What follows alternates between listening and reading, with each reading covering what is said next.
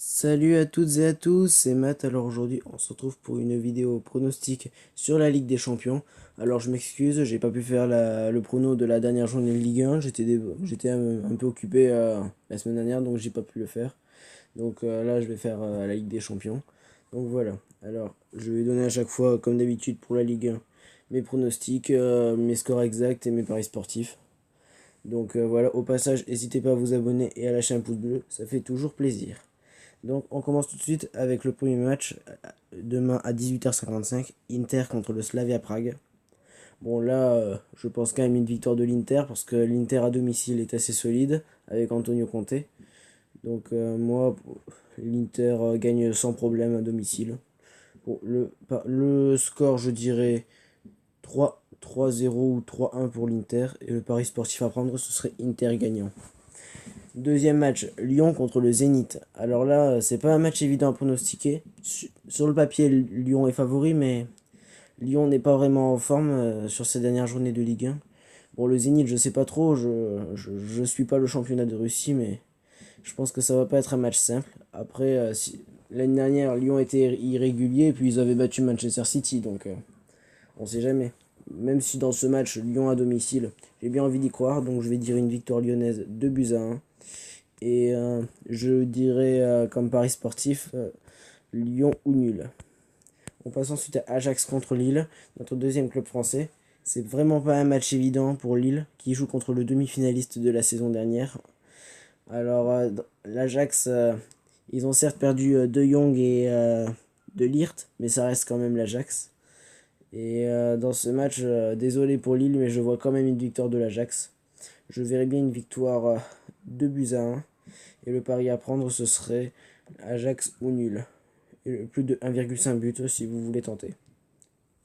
Ensuite, on a le Benfica contre le RB Leipzig. Donc dans ce match, le Benfica, je suis pas le championnat portugais, donc je sais pas trop s'ils sont en forme ou pas. Leipzig, je sais qu'ils sont bien en forme en Allemagne en ce moment. Donc et Leipzig, je trouve qu'ils jouent vraiment très bien au ballon. Donc pour moi, dans ce match, je verrais bien Leipzig faire un coup et je verrais bien une victoire 2-1 ou 1-0 de Leipzig à l'extérieur. Et le pari à prendre, ce serait le plus de 1,5 but dans le match. On passe ensuite à Chelsea face à Valence. Chelsea a mal commencé sa saison, même s'ils se sont rassurés en gagnant 5-2, je crois, contre Wolverhampton. Donc Chelsea a l'air d'aller mieux. Donc comme ils sont à domicile, je pense que contre Valence, ça devrait le faire. Donc je vois une victoire 2-0 des Blues à domicile. Et le pari à prendre, ce serait Chelsea ou nul. Là, on n'a pas un match évident à pronostiquer. On a Dortmund contre le FC Barcelone. Alors dans ce match, moi, je sais pas trop comment l'analyser vu que je sais pas si Messi sera présent ou pas pour le Barça parce que ça risque de bien jouer un rôle, oui. Donc Dortmund à domicile, c'est costaud. Donc dans ce match, moi, je sais pas trop. Mais je verrais bien un match nul, moi, dans ce match. Un match nul, disons, de... Je vois un match assez spectaculaire, oui, disons, 2 buts partout. Et le pari à prendre, ce serait les deux équipes marquent. On passe ensuite à Naples contre Liverpool. Là, les deux équipes, si je ne me trompe pas, étaient dans la même poule aussi l'année dernière. Et Naples avait gagné 1-0 à Naples. Dans ce match, c'est pas facile à pronostiquer non plus. Naples joue bien cette année aussi. Liverpool, bon, ça c'est comme l'année dernière. Ils ont pas changé leur effectif, donc c'est le même Liverpool que l'année dernière. Donc moi dans ce match, je verrais bien un match nul. Disons un but partout. Et le pari à prendre, ce serait Liverpool, Liverpool ou nul. Mais c'est pas un match à prendre avec des pincettes. Si vous le sentez pas, prenez le plus de 1,5 but. Je pense que ça passera. Ensuite, on passe à Red Bull, au Red Bull Salzbourg contre Genk. Donc Genk, je vous dis, je ne connais absolument pas cette équipe. Salzbourg, je connais un peu, mais je sais qu'à domicile, ça joue bien. Donc moi, je vois bien une victoire de Salzbourg à domicile. Disons 2 buts à 0. Et le pari à prendre, ce serait Salzbourg gagnant. On passe ensuite au match du mercredi. Alors là, on a Bruges contre Galatasaray. Là, dans ce match, je verrais bien une victoire de Bruges parce que Galatasaray, Les clubs turcs en général ils sont bons à domicile mais à l'extérieur c'est pas terrible. Donc moi je verrais bien une victoire 2-0 de Bruges. Et le pari à prendre ce serait Bruges gagnant. Ensuite on a Olympiakos contre Tottenham. Là dans ce match je ne connais pas trop l'Olympiakos donc je peux pas trop les évaluer. Mais Tottenham était en finale l'année dernière.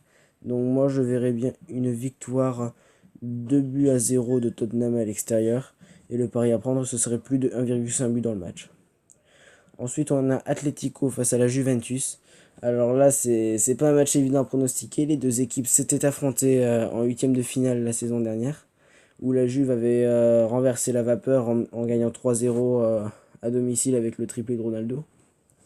Je pense que l'Atlético voudra prendre sa revanche. Donc à domicile, je vois bien une victoire de l'Atlético 2-1. Et le pari à prendre, ce serait Atlético ou nul. On passe ensuite au Bayern contre l'Étoile Rouge de Belgrade. Bon là, je vais pas en discuter 30 ans, Bayern Munich. Et le Bayern Munich va gagner. Et je verrais bien une victoire 3 ou 4-0 des Bavarois à la maison. On passe ensuite au Dynamo Zagreb face à l'Atalanta Bergame. Donc dans ce match, moi je vois bien l'Atalanta gagner. Je trouvais que l'année dernière ça jouait plutôt pas mal. J'avais regardé quelques-uns de leurs matchs en Serie A. Donc je verrais bien une victoire 1-0 de l'Atalanta à l'extérieur. Et le pari à prendre ce serait Atalanta ou nul. On passe ensuite à Leverkusen face au Lokomotiv Moscou. Alors dans ce match, moi je verrais bien une victoire de Leverkusen à domicile, qui est une équipe assez difficile à bouger. Qui a une belle attaque. Donc moi je vois bien Leverkusen gagner ce match. On passe ensuite à Paris face au Real Madrid. Alors dans ce match qui est pas évident à pronostiquer, disons que l'affiche elle n'a pas la saveur qu'elle avait il y a 2 ans. Parce qu'il y a 2 ans, enfin, Paris était bien en forme, le Real aussi. Cette année les équipes sont pas vraiment au top de leur forme. Certes ils sont très bien classés mais que ce soit Paris ou Real, ils mettent pas les mêmes scores qu'ils mettaient il y a quelques années. Par exemple, le Real a gagné difficilement face à Levante ce week-end et Paris a gagné difficilement face à Strasbourg. Sachant que le Real n'aura pas Luka Modric qui s'est blessé et Paris n'aura pas Mbappé blessé et Neymar suspendu. Ils auront quand même Icardi, Cavani, mais je pense que ça va être un match assez équilibré. Mais Paris à domicile, je pense qu'ils peuvent gagner ce match. Ils en ont les moyens. Donc moi, je sais pas trop, mais je dirais une victoire 2-1 du Paris Saint-Germain. Et le pari à prendre, ce serait les deux équipes marquent. Je pense que ce serait un bon pari. Dernier match, Shakhtar face à Manchester City. Alors là, certes, c'est difficile d'aller gagner au Shakhtar, mais quand même, c'est Manchester City en face. Je pense que le Shakhtar n'aura pas les moyens de les bouger.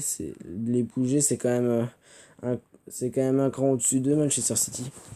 Donc moi je vois bien une victoire de Manchester 2-0 à l'extérieur. Et le pari à prendre ce serait Manchester gagnant. Voilà, c'est la fin de ces pronostics. J'espère que ça vous aura plu. Et n'hésitez pas à lâcher vos pronos en description. Ça fera toujours plaisir de connaître votre avis. Et moi je vous dis à la prochaine. Ciao à tous.